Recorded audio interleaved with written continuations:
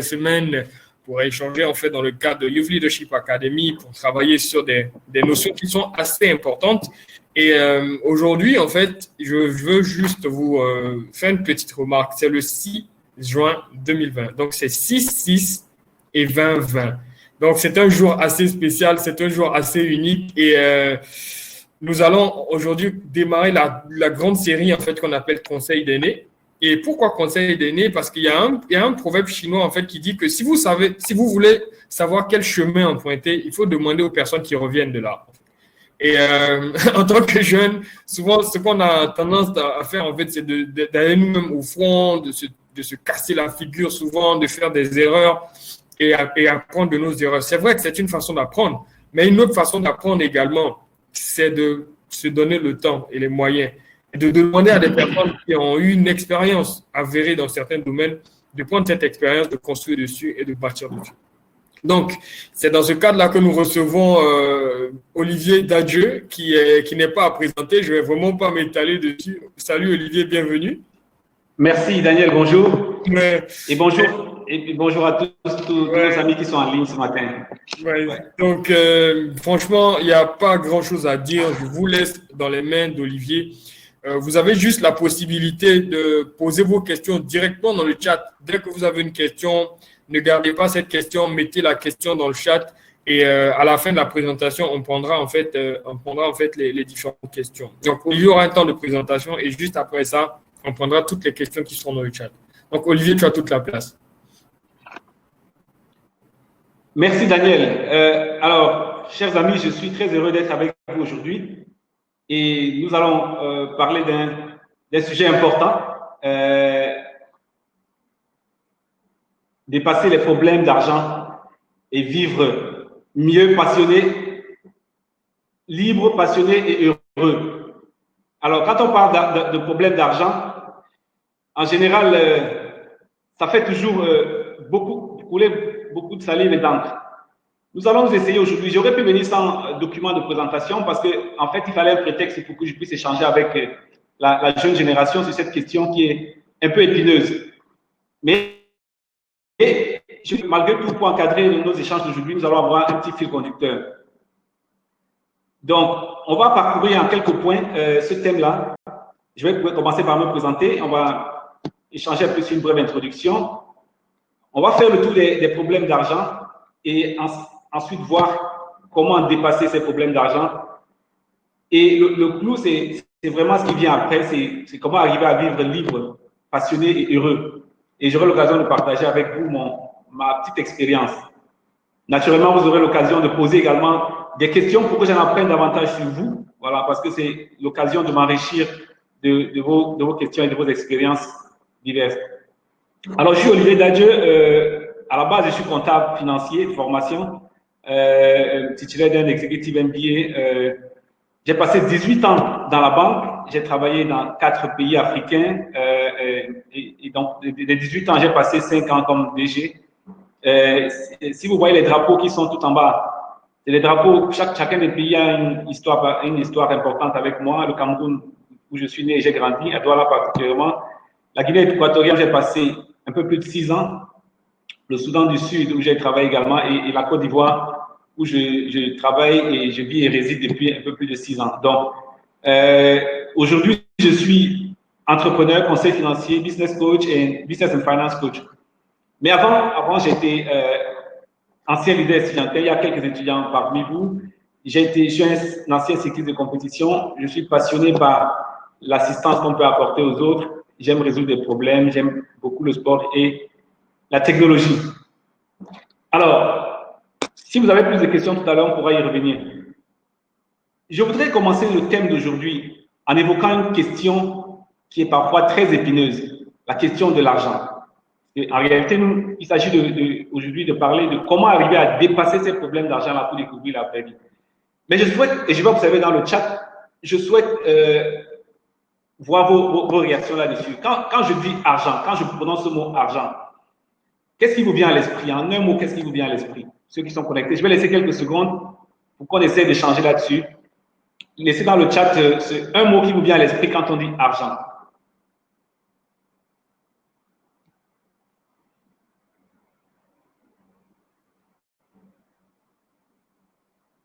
Alors, je ne vois pas encore de réaction. Quand je dis argent, quel mot vous vient à l'esprit? Un seul mot. Projet. Jacob dit projet, possibilité, moyen, richesse. Donc, sécurité, pouvoir, billet, monnaie. Donc, alors, là, ça vient vraiment de partout. Vous voyez qu'on l'horizon est vraiment large. On a projet, possibilité, moyen, richesse, sécurité, pouvoir, billet, monnaie. Alors, je comprends que j'ai affaire à un public avisé. Et d'ailleurs, si vous êtes ici pour qu'on parle de questions d'argent, je pense qu'on a un public qui est suffisamment avisé. La plupart du temps, quand on évoque ce mot, on a trois attitudes. Alors, ça continue, je vois finance et tout. On a trois attitudes la plupart du temps quand on évoque le mot argent.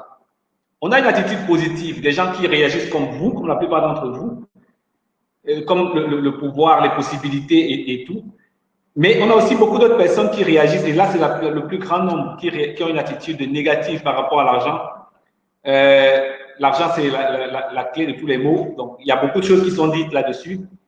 Et du fait de la sensibilité de ce thème, beaucoup, encore la troisième catégorie, préfèrent être réservés. Quand vous leur parlez d'argent, ils n'aiment pas trop se prononcer pour ne pas être mis dans une catégorie comme dans une autre catégorie. Alors, maintenant, est-ce que vous reconnaissez celui qui est à l'écran?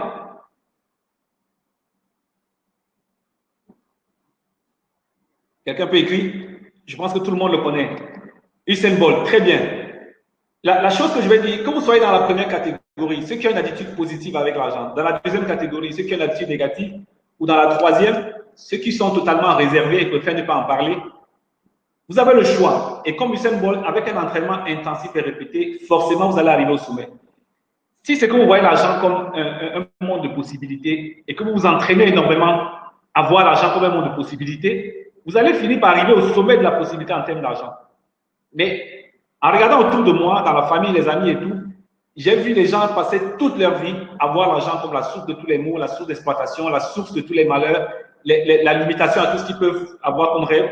S'ils en parlent pendant toute leur vie, vous les voyez 10, 20, 30 ans après, ils sont devenus des experts en problèmes d'argent. Quand ils ouvrent la bouche, ils ne sortent que des problèmes d'argent. Il n'y a jamais d'opportunité d'argent. Il y a déjà qui n'a pas eu assez d'argent. Il ne peut pas envoyer l'argent à l'école, les enfants à l'école. Il n'a pas l'argent pour se soigner, il n'a pas l'argent pour manger, il n'a pas l'argent. Toute la vie, il devient un expert en problèmes d'argent. Alors, vous avez le choix de devenir un champion en opportunité, en possibilité, en projet d'argent, ou bien vous avez le choix également, à défaut de choisir délibérément, de rester concentré sur cette partie qui ne vous amènera qu'au sommet de quelque chose que vous pouvez souhaiter ou pas. Alors, on l'a dit ainsi, mais à proprement parler, quand on regarde aujourd'hui l'argent, la présence de l'argent dans notre vie, on se rend compte que l'argent est partout. Il est vraiment partout. Et dans tous les cas, il sera partout de manière positive ou négative. Quand on est dans les couples, vous savez, la plupart des disputes naissent autour de l'argent. L'argent qu'on a ou l'argent qu'on n'a pas. Entre les parents, c'est la même chose. En politique, les gens se discutent beaucoup plus pour les avantages qu'ils vont contrôler. Dans la religion, on a des pasteurs qui se positionnent dans des luttes dans les religions à cause de l'argent. Dans les races, ça n'exclut aucune race, africains, occidentaux, asiatiques, tout ce qu'on veut. Les pays, les continents, les jeunes, les moins jeunes. Et d'ailleurs, je pensais qu'en arrivant chez les moins jeunes, on allait un peu moins parler d'argent. Mais en vérité, ce que j'ai vu, c'est qu'il y a des gens qui grandissent pour devenir des vrais champions dans les problèmes d'argent. Donc, parfois, les moins jeunes même parlent encore plus de problèmes d'argent que tous ces jeunes-là auxquels on se serait attendu de parler d'argent.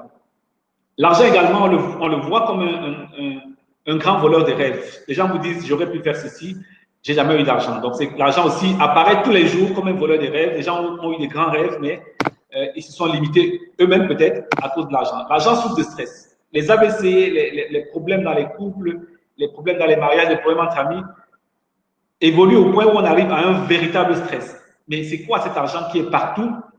Tout le monde sait, mais pourtant, il arrive à nous voler nos rêves, il arrive à être présent, positivement ou négativement, dans nos familles. Alors, je vais aller un peu de manière plus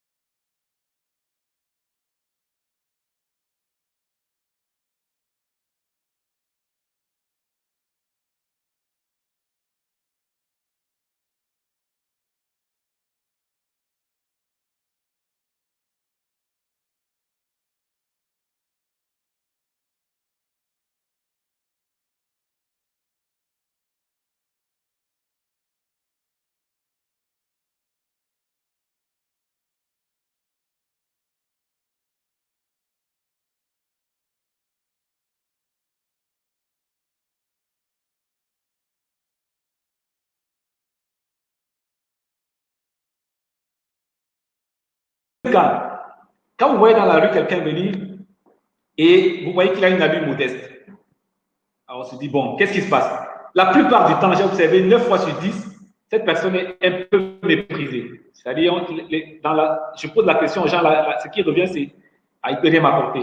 Et c'est juste un monsieur comme ça, avec son faux petit boubou, tout ça, il ne peut rien m'apporter. Deux personnes s'avancent, une personne bien vêtue, en veste et tout, et une autre personne vêtue un peu de façon négligée. Non, tout de suite là, il est méprisé. Donc, vous voyez comment l'argent peut à la fois orienter nos choix, notre approche, notre façon de percevoir les gens. Je vais prendre un exemple très clair pour illustrer cela, ce que j'ai dit. J'ai travaillé pour un groupe bancaire et on a dû racheter une filiale importante. Et le patron du groupe, qui est quelqu'un de très modeste, de très humble, et qui a l'habitude de s'habiller dans les tenues africaines, il a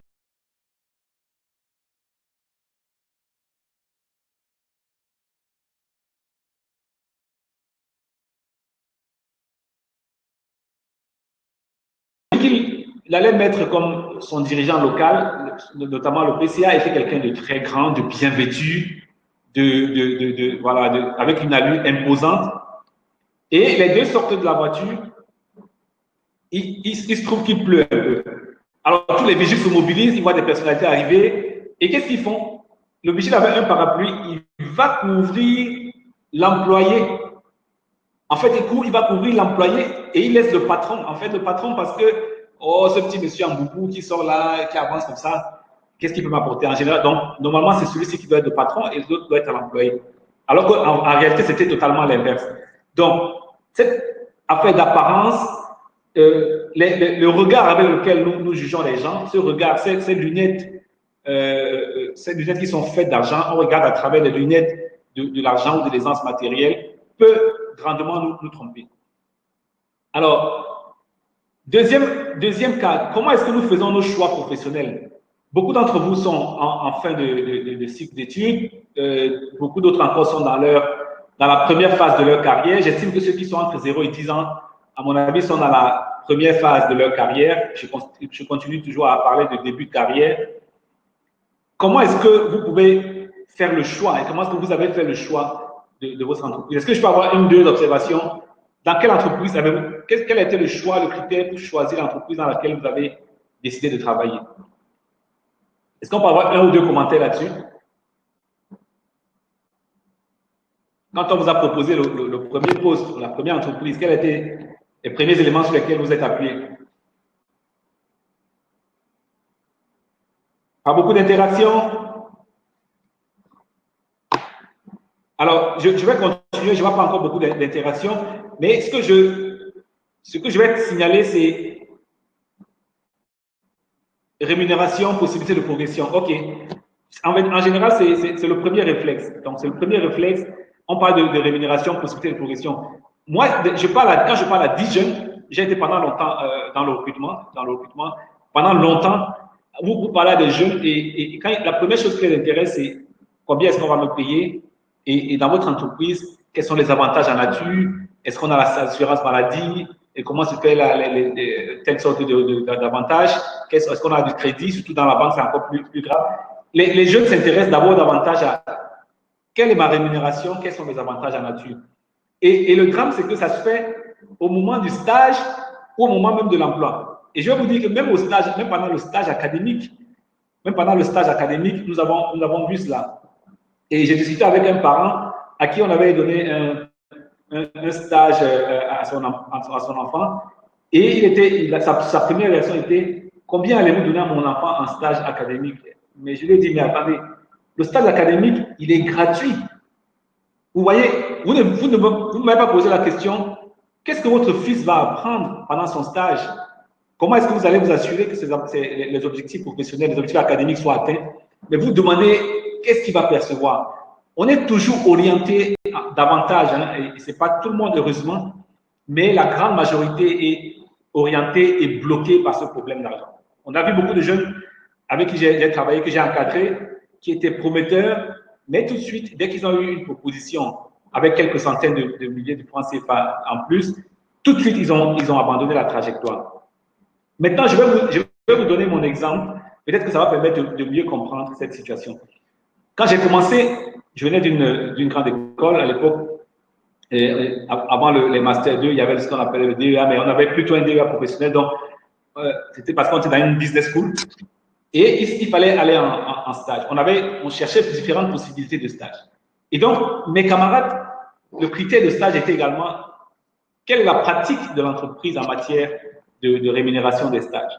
Et moi, heureusement, j'ai été sélectionné sur la base du mérite, heureusement. Je suis allé dans une entreprise où je ne savais, peu importe moi, ce que j'allais pouvoir avoir comme avantage en nature, comme rémunération pendant le stage, autant pour moi. Et on a fait ce stage-là, et ce stage académique qui a été fait, où j'ai mis l'accent beaucoup plus sur ce que j'allais apprendre. Je suis allé 2 fois, 3 fois au-delà du programme que j'allais apprendre parce que je le demandais expressément. Je me proposais de venir les week-ends, au point où toutes ces personnes avec qui j'ai travaillé m'ont dit: vous devez absolument déposer une demande d'emploi à la fin de votre stage académique. Ce que j'ai fait.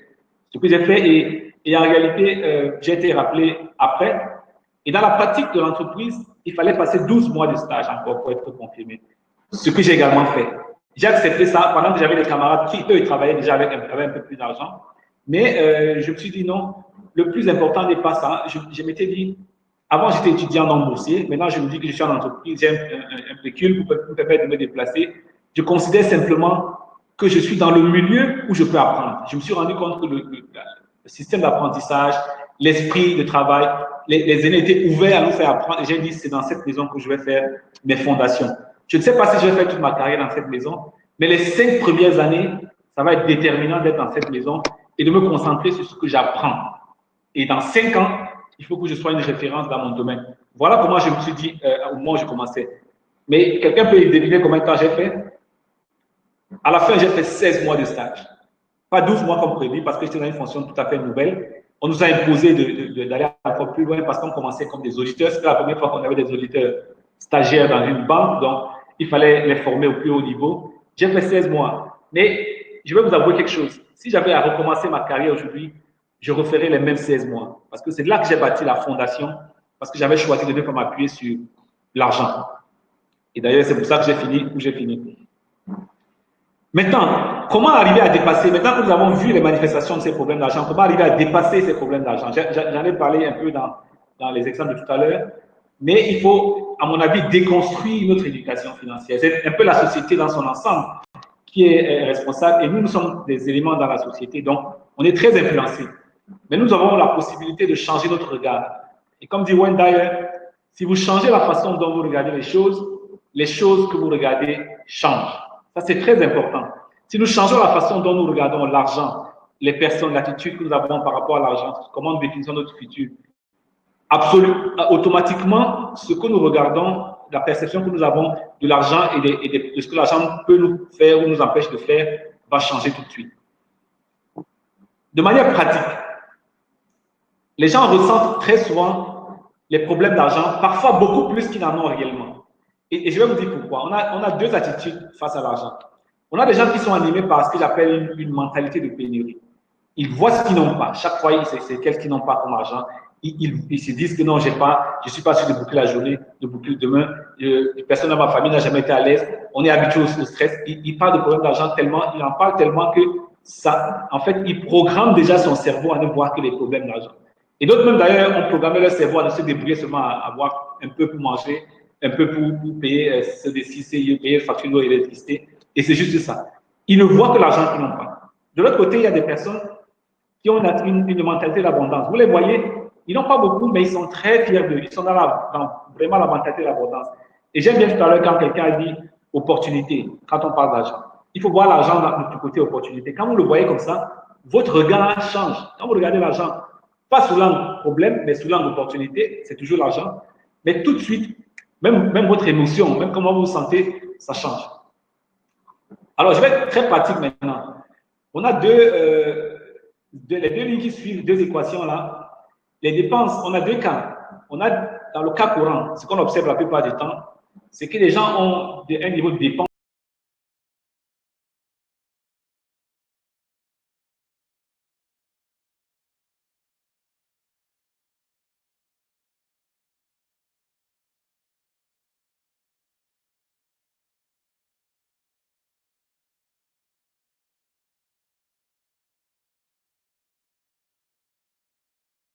Se disent plutôt, ah, mais mes grands-parents, quand on récoltait, on mettait quelque chose de côté, je vais dépenser moins que ce que je gagne.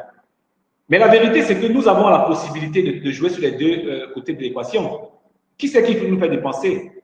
C'est nous-mêmes qui choisissons à un moment donné de nous laisser influencer par la société pour arriver à un certain niveau de dépenses. C'est vrai qu'il y a des dépenses vitales, mais ce n'est pas la société qui choisit que vous habitiez à Cocody, dans un quartier huppé ou bien à la périphérie.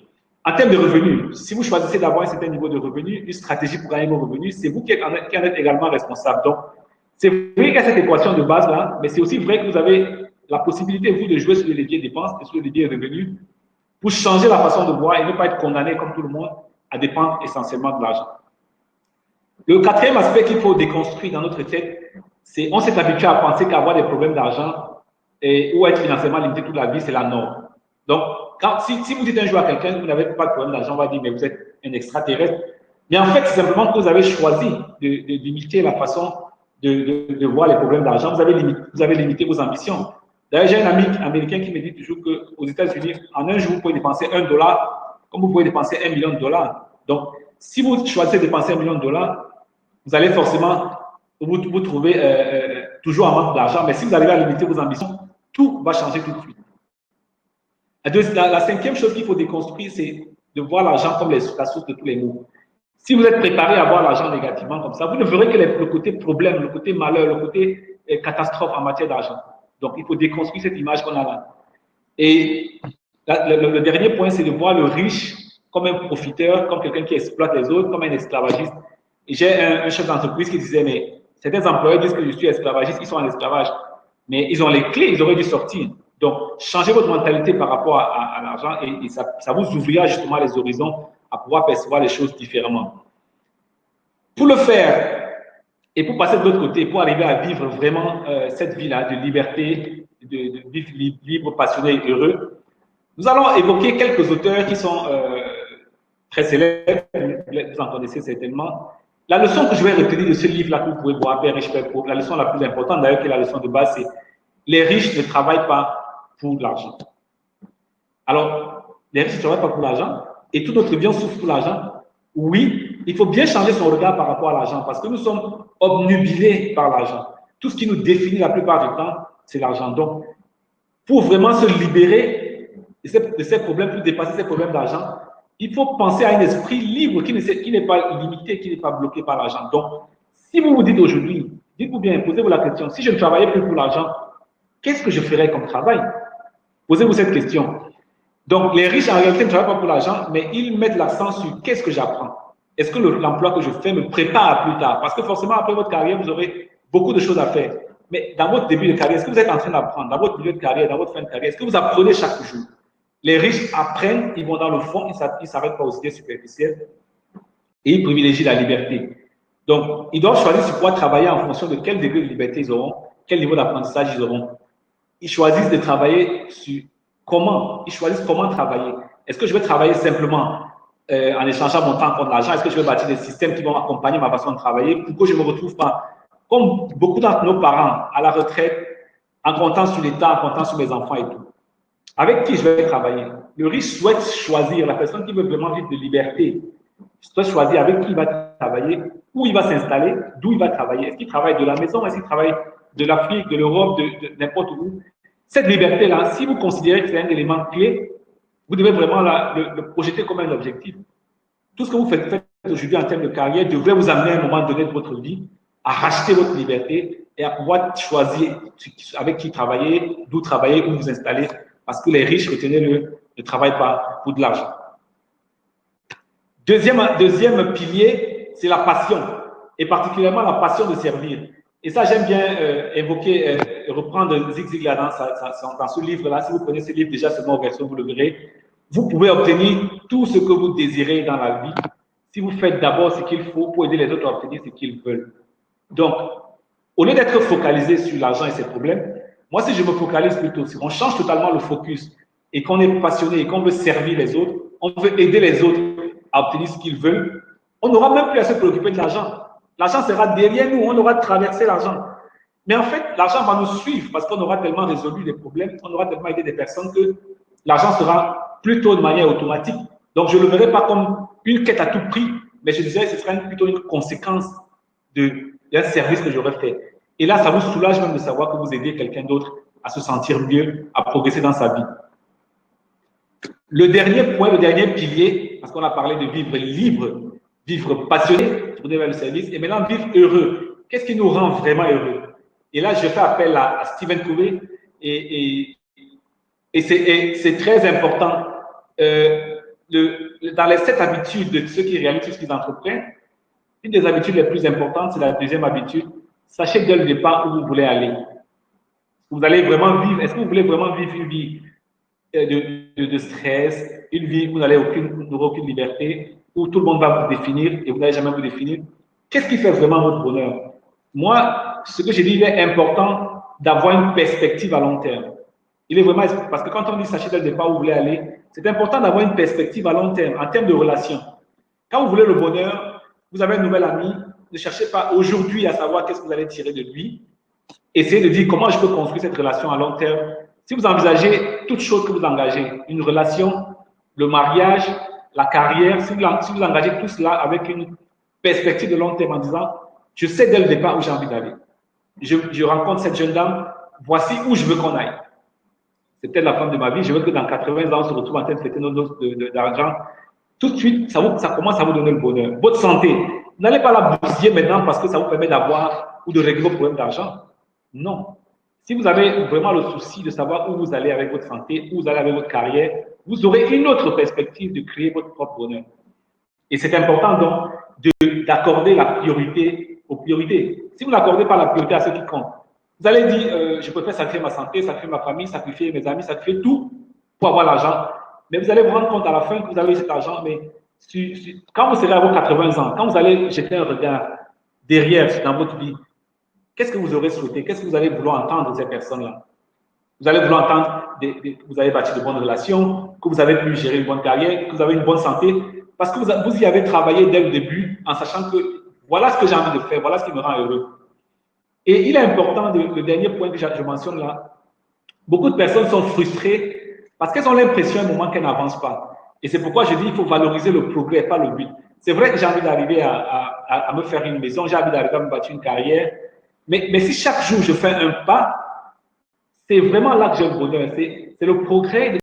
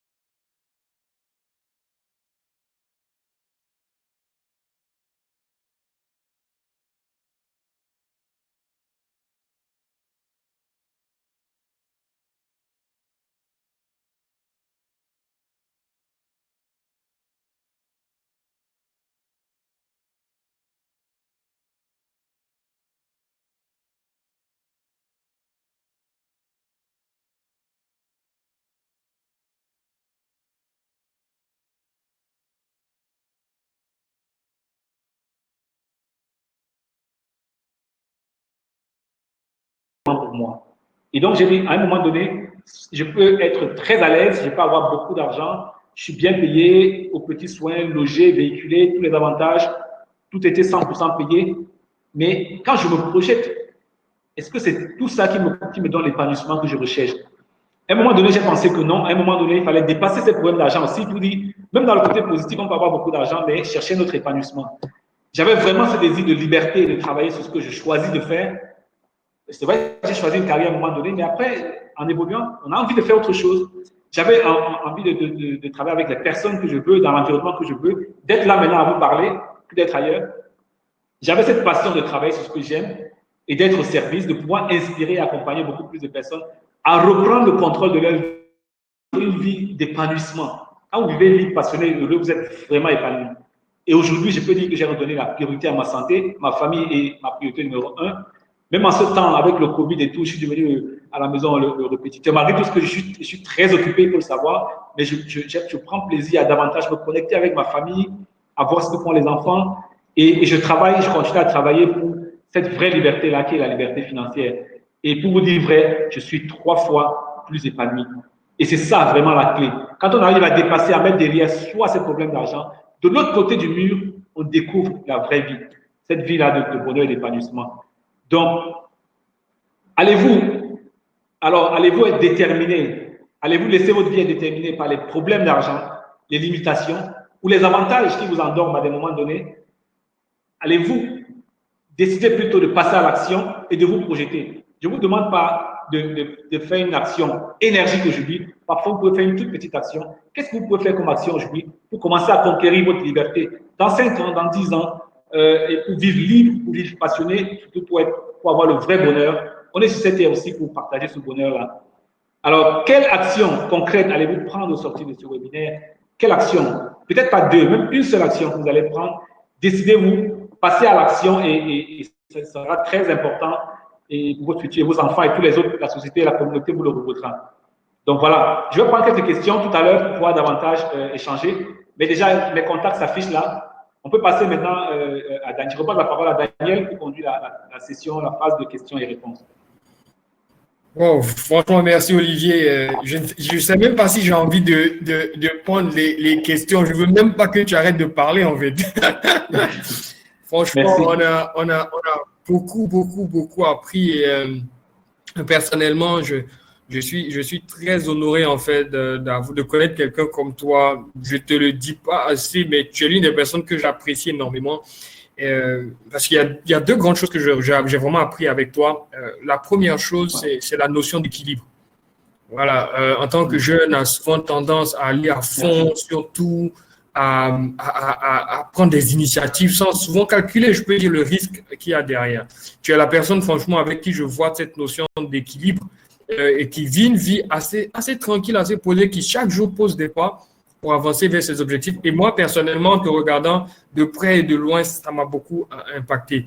Et l'une des leçons que tu ne cesses de me répéter chaque fois, c'est Daniel, le business est un sport d'équipe. Daniel, le business est un sport d'équipe. Et ça, personnellement, ça m'aide à me rendre compte que la réussite aujourd'hui n'est pas un processus individuel, n'est pas un processus isolé. Et chacun, en fait, devrait travailler à mettre les autres, je peux dire, dans le bateau et à avancer. Franchement, merci beaucoup, Olivier. Et j'espère que vous avez eu le temps de noter, en fait, les contacts d'Olivier, mais je laisse encore cette page. Je pense qu'on a déjà des questions qui arrivent. La première question nous vient de Romaric, qui nous dit: êtes-vous de ceux qui soutiennent que l'argent ne fait pas le bonheur? Et pour vous, c'est quoi le bonheur? Oh, je pense qu'on a quelques challenges techniques, mais Olivier reviendra en fait. Olivier reviendra sous peu.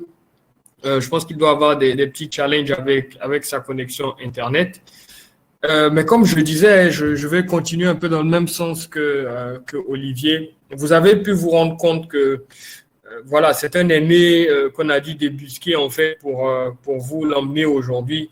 Je pense que c'est dans ce genre de circonstances qu'on doit apprendre le maximum en fait de choses et avoir des aînés comme ça, pouvoir leur poser des questions. Voilà, il a gravi tous les échelons, comme il a dit, a commencé depuis stagiaire jusqu'à devenir en fait directeur général de banque pendant plusieurs années. C'est énorme en fait ce qu'il a fait et pouvoir l'avoir avec nous, pouvoir lui poser des questions, pouvoir partager son expérience. Je pense que Alors, Daniel, je suis oui. revenu. Ok, d'accord. Donc, Oui, excuse-moi, tout à l'heure j'ai été coupé. Alors, la question de Romaric, c'était de savoir, si j'ai bien compris, est-ce que je suis de ceux qui pensent que l'argent ne fait pas le bonheur? C'est bien ça? Oui. Il y avait un deuxième volet. Bon, j'ai redécialisé, donc mon chat a disparu. Alors, d'accord. Le deuxième volet, c'est pour vous, c'est quoi le bonheur? Ok. La première chose, je ne suis pas de ceux qui disent que l'argent ne fait pas le bonheur. Voilà, parce que je dis dans les deux situations, l'argent est un élément du bonheur, mais il n'est pas suffisant pour faire le bonheur. N'allons pas nous tromper. Tout à l'heure, nous avons vu que l'argent nous donne beaucoup d'options. Moi, aujourd'hui, je travaille sur ce que je veux parce que j'ai un minimum voilà, j'ai un minimum de contact, un minimum d'autonomie en termes d'argent. Et il faut en fait aider chaque personne à construire cet argent-là. Donc, l'argent est un élément, un ingrédient important parce que c'est lui qui vous donne la liberté de pouvoir faire ce que vous voulez. Ma caméra n'était pas revenue, de faire ce que vous voulez, avec qui vous voulez. Tout à l'heure, on a insisté. Mais si vous vous limitez seulement à l'argent, vous risquez de perdre le côté relation. Vous n'allez plus penser qu'il faut construire de vraies relations. Vous allez perdre le côté équilibre de la vie. Vous allez peut-être sacrifier votre santé. Mais je ne vois pas l'argent comme un démon, parce que beaucoup de gens, dans leur esprit, c'est l'argent ne fait pas le bonheur. Est-ce que l'argent forcément fait le malheur? Bon, on a des personnes riches qui sont heureuses, on a des personnes pauvres qui sont heureuses. Donc, on a les deux. Donc, l'argent n'est pas forcément le seul élément. Mais si vous avez l'argent et que vous le mettez à votre service, et vous ajoutez les autres piliers, vous le mettez à votre service pour avoir votre liberté, vous ajoutez les deux autres piliers pour faire justement le bonheur, c'est se tourner vers les autres. J'ai parlé de passion, être au service. Si vous ne pouvez pas changer la vie de quelqu'un d'autre, si vous ne pouvez pas apporter votre assistance à quelqu'un d'autre, comment est-ce que vous pouvez être heureux? Pour moi, c'est ça, le vrai épanouissement, c'est être libre dans ses choix de vie, dans ses choix de travail, c'est être tourné vers les autres et c'est pouvoir valoriser cet ensemble-là, avoir une perspective à long terme, avoir plutôt un souci d'être heureux. Et moi, le meilleur moment où je serais heureux, ce serait quand je regarderais avec aisance, je n'aurais pas honte de mon passé. Je serais équilibré parce que j'aurais fait le progrès, j'aurais fait ce que j'avais à faire pendant toute ma vie jusqu'au soir de ma vie. Donc, comme j'ai dit tout à l'heure, mon bonheur, c'est ma liberté, c'est ma passion, et c'est de sentir que chaque jour, je fais un progrès vers un idéal de vie que je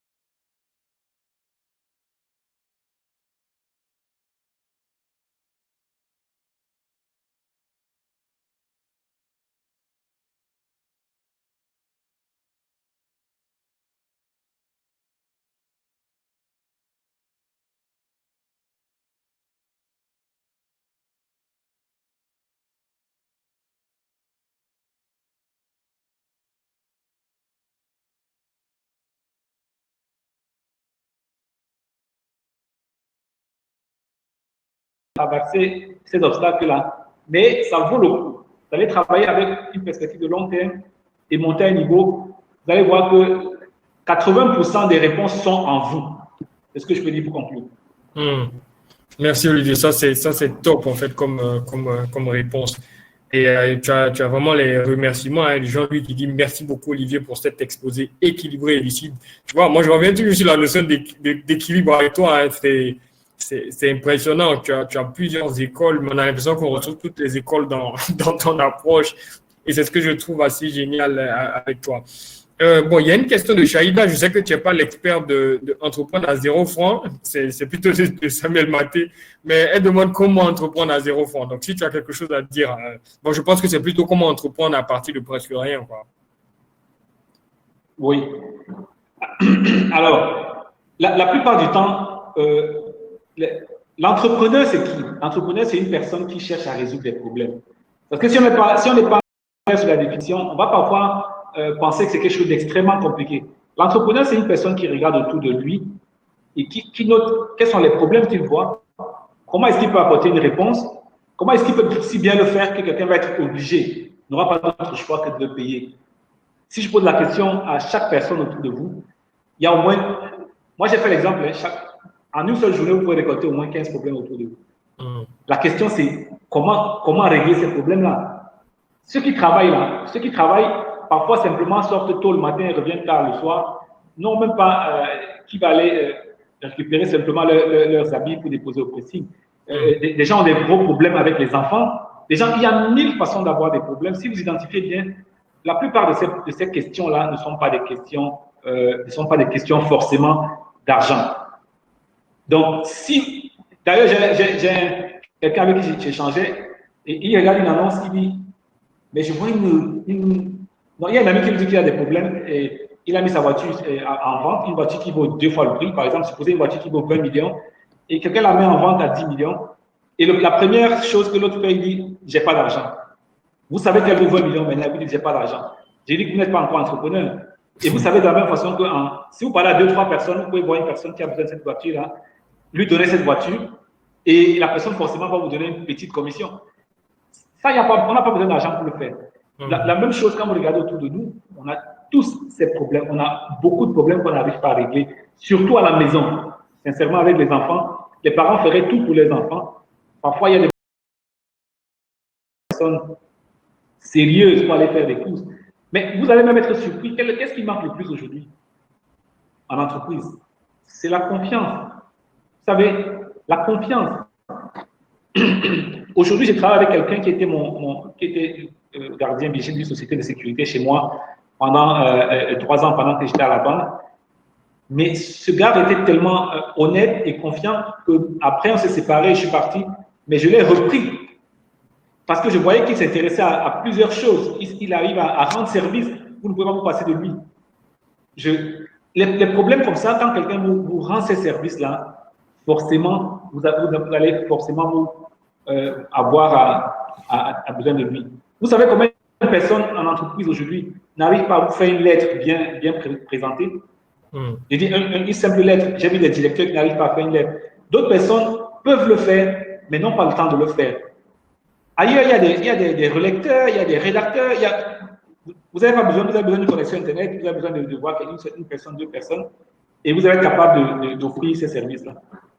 Et aujourd'hui, j'ai encore vu dans les industries, ceux qui arrivent à avoir une certaine expérience, parfois d'autres, ce qu'ils font simplement, c'est faire le tour des professionnels qui réussissent, leur demander ce qu'ils font pour réussir, ils compilent ça, et forcément, ils commencent à partager cette expérience-là pour répondre concrètement à des problèmes que les gens ont dans leur vie. Mais ce que je vais recommander, comment il s'appelait tout à l'heure là, non, c'est... attends, je revois son nom. C'est Saïda. Shaïda, oui, Saïda. Ce que je vais vous recommander, pendant 30 jours, chaque jour, attelez-vous à noter les problèmes que vous avez autour de vous. Notez les problèmes que vous avez vous-même. Posez la question à vos proches, à 2-3 proches. Et pendant 30 jours, notez chaque jour. Et à la fin des 30 jours, voyez le problème qui est. Quelle est la façon de régler ce problème-là? Et que ce soit vous qui le réglez ou que ce soit quelqu'un d'autre qui le règle, mais quelle est la façon de régler ce problème-là? Ça fait déjà une idée de ce que vous pouvez créer comme entreprise. Quand l'idée est suffisamment claire, quand le problème est bien étudié, vous n'êtes pas obligé de travailler seul. Parce qu'on a besoin de savoir faire quelque chose, on a besoin d'aimer ce qu'on fait, et on a besoin que cette chose-là puisse être acceptée et valorisée pour que les gens puissent payer pour cela. Mais commencez par identifier clairement qu'est-ce que vous notez comme problème autour de vous. En même temps, faites le bilan de vos propres compétences. Qu'est-ce que vous savez faire? Et maintenant, vous verrez facilement de quoi est-ce que vous pouvez vous compléter. Et l'argent, si vous avez tout ça, l'argent va venir. Pas forcément de vous, mais l'argent va venir. Excellent.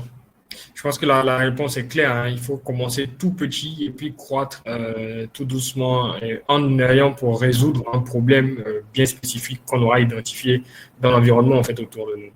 Excellent. Merci Olivier. Je pense qu'on a encore des questions qui viennent. Hein. Cette question nous vient de Loucei Anissette qui dit comment sélectionner les personnes adéquates pour travailler dans l'environnement qu'on souhaite. En fait. Donc, je pense que c'est plutôt sur l'environnement. Oui. Alors, d'abord, ça va dépendre du niveau de liberté que vous avez sur votre environnement. Si vous êtes un employé, vous avez moins de contrôle sur votre environnement. Si maintenant vous dites que dans 5 ans, dans 10 ans, je souhaite ne plus être dans ces contextes-là, alors là, vous devez vous-même délibérément dire voici l'environnement que je veux. Mais il faut que vous soyez clair sur qui vous voulez dans cet environnement-là. Pour que vous sachiez qui vous voulez dans cet environnement, il faut que vous sachiez qui vous êtes vous-même.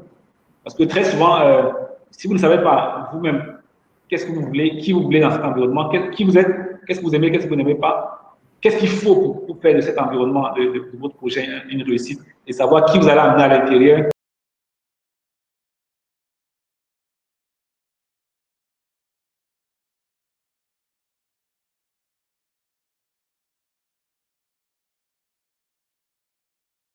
Avec un haut-parleur et vous attirez automatiquement les gens qui vous ressemblent ou les gens qui croient en ce à quoi vous croyez, qui croient en votre vision de l'entreprise. C'est très clair que votre vision soit claire et communiquée. Il faut que ce soit clair et communiqué et que vous insistiez là-dessus au moment de sélectionner ces personnes-là. Mais si on vient et que tout est encore flou, tout est dans votre tête, comme les entreprises de beaucoup de nos chers parents, ça va être très compliqué d'attirer ce type de personnes dans l'environnement qu'on souhaite. Donc, moi, par exemple, tous ceux avec qui je travaille tout de suite, ça doit être des gens authentiques, des gens qui ont une vraie perspective à long terme, des gens qui sont ouverts d'esprit, des gens qui savent rester humbles et qui savent que la confiance est le plus grand capital qu'on peut avoir, qui doivent inspirer confiance et qui doivent mériter confiance. C'est important d'avoir ces fondamentaux-là. Moi, c'est tellement clair dans ma tête et la meilleure chose, c'est que je le vis. Parce que si vous dites ça et même pas, vous ne le vivez pas, ça va être très compliqué pour vous d'attirer des personnes et d'imposer cet environnement, de fonctionner de certaine façon. Génial. Ouais. Génial. La prochaine question nous vient de Romaric. Hein. Il dit qu'aujourd'hui, la pauvreté que nous vivons nous pousse à ne pas faire des choses qu'on aime vraiment, mais un travail bien rémunéré pour subvenir aux besoins de la famille. Et dans le contexte africain de la grande famille, est-ce que vous pensez que cette liberté de choisir s'applique réellement dans nos pays africains? Est-ce qu'on peut choisir ici? Alors, merci Romaric. Donc, au début, j'ai dit que j'étais Camerounais d'origine. Aujourd'hui, je vis en Côte d'Ivoire. C'est mon choix. C'est pas ma famille qui. Tout dépend aussi de comment est-ce qu'on construit sa liberté. Parce qu'il faut construire sa liberté. Si vous dites que vous voulez faire un choix et que vous dépendez de l'héritage de papa ou bien de l'accompagnement de l'oncle, l'accompagnement financier de l'oncle, vous n'irez pas très loin. C'est pour ça que j'ai dit, moi, le premier pilier, c'est d'abord la liberté.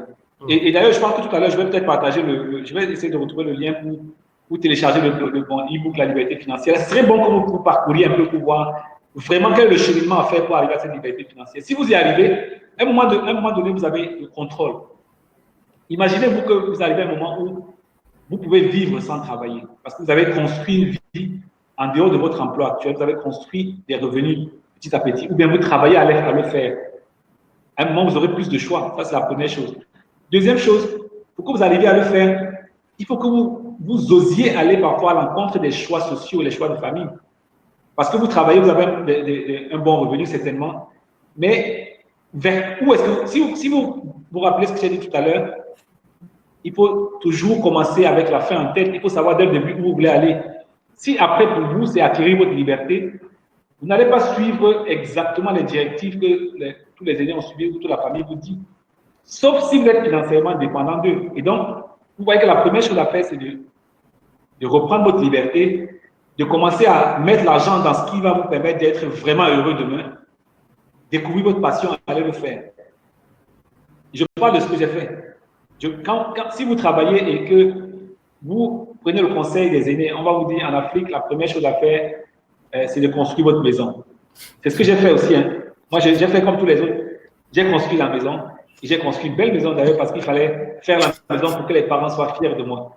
Mais quand je regarde 10 ans plus tard, je dis, est-ce que c'était vraiment la bonne chose à faire? J'ai changé la façon de voir les choses. Je dis, si j'avais eu la même exposition aux mêmes aînés qui m'avaient donné certains conseils, la première chose que j'allais faire, c'était de dire, comment je fais pour bâtir des revenus qui sont indépendants d'un employeur. Ça veut dire que je travaille parce que j'ai envie, pas parce que je suis obligé de travailler pour vivre et perpétuer ce que la société a fait. Donc, je peux continuer à vivre en location si je travaille à avoir des revenus suffisants pour à la fois payer mon loyer et me faire poursuivre, en fait, la construction de ce vrai bonheur-là. Ça, c'est fondamental. C'est là où, à un moment donné, on ne peut pas être d'accord avec les aînés, mais il faut avoir le courage. Si vous n'êtes pas suffisamment clair sur ce que vous voulez, vous n'aurez pas le courage de faire face à ces hommes et à ces aînés qui vont vous donner leur vision du monde qui était, à un moment donné, et ça dépendait de leur niveau de connaissance, de leur niveau d'éducation financière. Et une fois de plus, ça dépend de ce que chacun veut pour sa vie. Donc voilà. Wow, ça c'est génial en fait ce que tu dis et ça me rappelle, je peux dire quelque chose de John Maxwell. Il dit learn, unlearn, relearn. Donc apprendre, désapprendre, réapprendre. Et c'est exactement ce qu'on est en train de faire.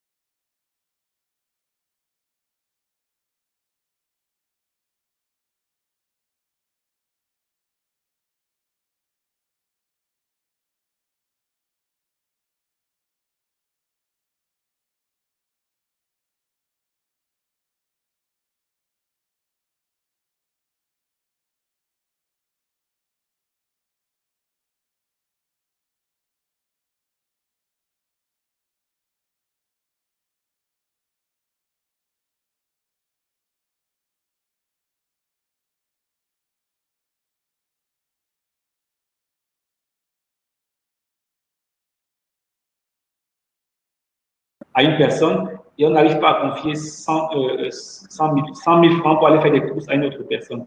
Là, les deux personnes sont là. La différence entre les deux, là, c'est la confiance. Et ça, c'est fondamental. Travailler à rester authentique, honnête, intègre, c'est très important. Parce que, comprenez bien, la confiance a deux volets. La première chose, vous êtes capable d'inspirer la confiance par votre personnalité. Donc, ce niveau de confiance, ça dépend de vous, de votre intégrité. Il y a des jeunes, dès que je l'envoie faire une course avec 50 000, tout de suite, on sait qu'il y a 5 000 qui vont disparaître.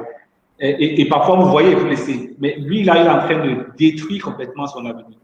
On aura des occasions de vous juger.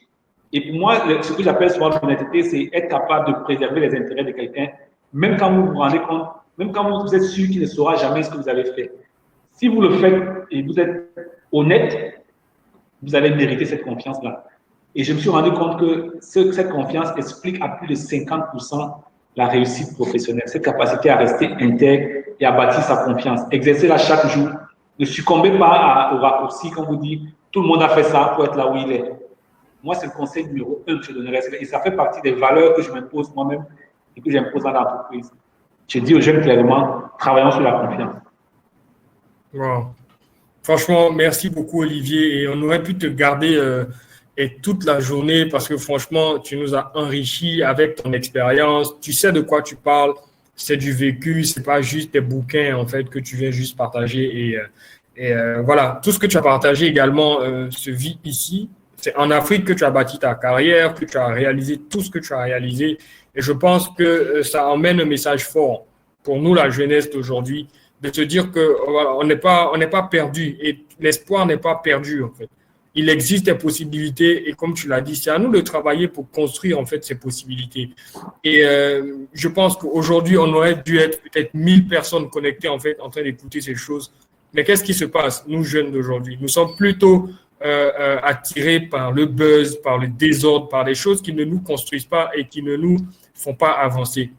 Une chose qu'on peut faire, et je vais inviter tous ceux qui sont avec nous aujourd'hui à faire au moins ça. Vous savez quoi?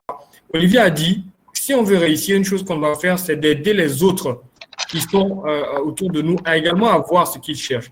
Et une bonne façon en fait, de les aider, c'est de leur partager la connaissance, c'est de leur partager en fait les choses qui vont leur donner la possibilité de se développer eux aussi. Quand on va finir ce call, en fait, le replay de cette session va être mis en fait en ligne. La seule chose qu'on vous demande de contribuer en fait au développement, à la transformation de ce continent, c'est de partager ça avec vos amis. C'est de partager ça avec les personnes qui sont autour de vous. C'est d'amener d'autres personnes à aller écouter ce qu'Olivier a dit. Les contacts d'Olivier sont là. Je vais encore les remettre, en fait, pour que ceux qui vont voir, en fait, la présentation après aussi puissent également le contacter. Vous pouvez prendre rendez-vous avec lui. Il a dit gratuitement sur Calendly. Vous pouvez avoir 10-15 minutes pour échanger avec lui sur votre situation personnelle. Connectez-vous à ses pages, à sa page Facebook d'Adieu, à sa page Facebook d'Aken. Il est également sur LinkedIn. Il a son site web, il a le numéro de téléphone. Franchement, Olivier nous a ouvert son cœur et nous a donné la possibilité d'exploiter à fond ce qu'il a partagé avec nous. Franchement, Olivier, moi, je te dis merci et je vais te donner encore la parole pour un mot de fin avant qu'on puisse se séparer officiellement. Merci, Daniel, merci. Alors, j'ai fait apparaître le lien là. Si vous cliquez sur l'URL qui est là, vous pouvez aller sur le site. Là, vous pouvez télécharger l'e-book sur la liberté financière qui vous donne un peu plus, permet d'en savoir un peu plus. Et toujours sur le site, vous pouvez avoir la page de rendez-vous également pour prendre un rendez-vous. Alors, je vais vous dire, je suis très heureux d'être ici avec vous aujourd'hui. Et je vais dire que on a toujours pensé que le centre du monde était ailleurs. Moi, aujourd'hui, je pense que le centre du monde, c'est en Afrique. Et l'Afrique, on le dit comme ça, c'est le continent de l'avenir, mais ce ne sera pas sans les Africains. Il y a tellement de choses à faire. Et je dis encore que si je pouvais me dédoubler en 5, chacune de mes parties serait suffisamment occupée. Il y a beaucoup de choses à faire, mais ne restez pas superficiels. Apprenez davantage, posez des questions aux aînés. Ne venez pas autour des aînés pour faire des selfies, posez des questions, cherchez à savoir plus, demandez-leur comment ils ont réussi. N'hésitez pas à demander une recommandation à chaque fois et votre potentiel sera illimité. Voilà, merci à tous. Merci beaucoup, Olivier. Merci à tous ceux qui nous ont suivis. Romaric depuis la Côte d'Ivoire, Rita depuis Ouaga, Anicette depuis Strasbourg et je pense Kamdem depuis le Cameroun. Franchement, il y a plein de personnes qui nous ont suivis et on se donne rendez-vous la semaine prochaine. On a encore un programme alléchant pour vous. Donc, restez connectés sur la page Facebook de... Ah, voilà, Nadine depuis le Burundi. Donc, Olivier, franchement, c'est l'Afrique, c'est l'Europe aujourd'hui qui était avec nous pour partager en fait ces instants. Donc, restez connectés à la page Facebook de Youth Leadership Academy. Abonnez-vous à la chaîne YouTube surtout, parce que plus on va avoir d'abonnés sur la chaîne YouTube, plus on aura de possibilités de diffuser en direct, en fait, parce que YouTube doit nous donner les droits. Il faut atteindre un certain nombre d'abonnés. Partageons, invitons les gens à écouter ce genre de choses. Et on va désoccuper les gens, en fait, sur les choses qui ne sont pas importantes, pour les occuper sur les choses qui sont importantes, les focaliser sur les bonnes réflexions, les actions à poser, parce que c'est maintenant que ça se joue. C'est maintenant que ça se passe et chacun de nous doit être au rendez-vous. Franchement, merci beaucoup, Olivier. Merci à tout le monde et on se donne rendez-vous la semaine prochaine pour un autre programme. Allez, bon week-end à tous. Merci, bye bye. Au revoir à tous. Bye.